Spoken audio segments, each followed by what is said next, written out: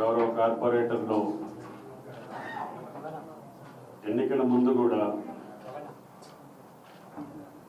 Congress party గెలవాలనున్నా, నేను గెలవాలని మనసులో ఉన్నా, ఆనాటి పరిస్థితులకి కొంతమంది నాతోటి పైన ఉంచలేకపోయారు. అయినా నాకు వాళ్ళ అంతరంగం తెలుసు, వాళ్ళ ఆలోచన తెలుసు. నేను ఎవరిని కూడా రమ్మని పిలవకూడదని చెప్పి ఎన్నికల సందర్భంలో నేను ఎవరిని కూడా పిలవలేదు. ఎందుకంటే నా గురించి మీ అందరికీ తెలుసు కాబట్టి ఆ పార్టీలో కూడా మీ అందరినీ గెలిపించేటటువంటి బాధ్యతను ఆ రోజుల్లో కూడా తీసుకున్నాము. ఆ టర్మ్లో కూడా ఖమ్మం యొక్క అభివృద్ధి మీ కళ్ళారా చూశారు. ఆ అభివృద్ధిని మననం చేసుకుంటూనే ఆయా పరిస్థితుల్లో రానటువంటి ప్రజలకు ఆమోదయోగ్యమైనటువంటి వ్యక్తులు, అదేవిధంగా నన్ను ఎన్నికల్లో ఖమ్మం ప్రజానీకం ఒకే మాట అడిగింది, మాకు ప్రశాంతమైనటువంటి ఖమ్మం కావాలి, కబ్జాలు లేనటువంటి ఖమ్మం కావాలి, బెదిరింపులు లేనటువంటి ఖమ్మం కావాలి, అరాచకం లేనటువంటి ఖమ్మం కావాలి, అవినీతి లేనటువంటి ఖమ్మం కావాలి అని చెప్పి ఖమ్మం ప్రజలు ముక్త కంఠంతో అన్ని రాజకీయ పార్టీలు, మీ అనుకున్నటువంటి మనుషులు, మీతోటి పాటు మీ అనుకున్నటువంటి మనుషులు కూడా కోరుకున్నటువంటి సందర్భం మన ఎన్నికలు.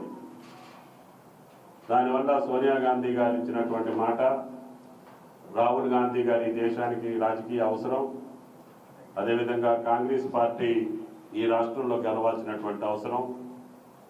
ముఖ్యంగా గత 5 సంవత్సరాల్లో ఈ రాష్ట్రంలో అన్ని వ్యవస్థల్ని కూడా విచ్ఛిన్నం చేసి చిన్నాభిన్నమై పరిపాలన లేకుండా కేవలం స్వార్థం కోసం, స్వలాభం కోసం, సొంతం కోసమే రాజకీయాలు నడిపినటువంటి పద్ధతిని వ్యతిరేకించినటువంటి నన్ను కాంగ్రెస్ పార్టీ హక్కును చేర్చుకొని మళ్ళీ నాకు ఈ అవకాశం ఇచ్చారు.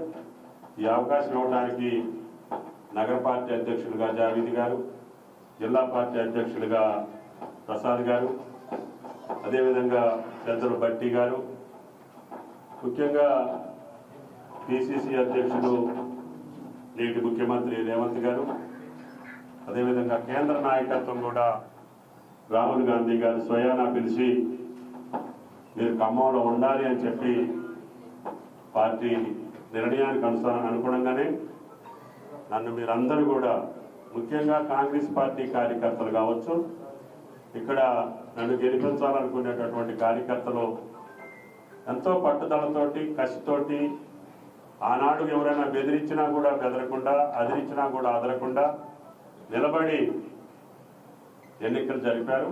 వాళ్ళందరికీ కూడా నేను కృతజ్ఞుడిగా ఉంటాను. ఇప్పుడు కూడా మీ డివిజన్లో ఉన్నటువంటి మొన్న కాంగ్రెస్కి పనిచేసినటువంటి కార్యకర్తలందరినీ కూడా మీరు కలుపుకెళ్లాల్సినటువంటి అవసరం ఉంది. తద్వారా కార్పొరేటర్గా మీ గౌరవం, కాంగ్రెస్ పార్టీ గెలవటం కోసం పనిచేసినటువంటి ఆడ యొక్క గౌరవం, మర్యాద నేను తప్పకుండా చూడాల్సినటువంటి బాధ్యత పార్టీ మీద ఉంటుంది. కాబట్టి దయచేసి అందరం కలిసిమెలిసి ముందుకెళ్ళి అందరి గౌరవాన్ని కాపాడుకునేటటువంటి విధంగా మీరు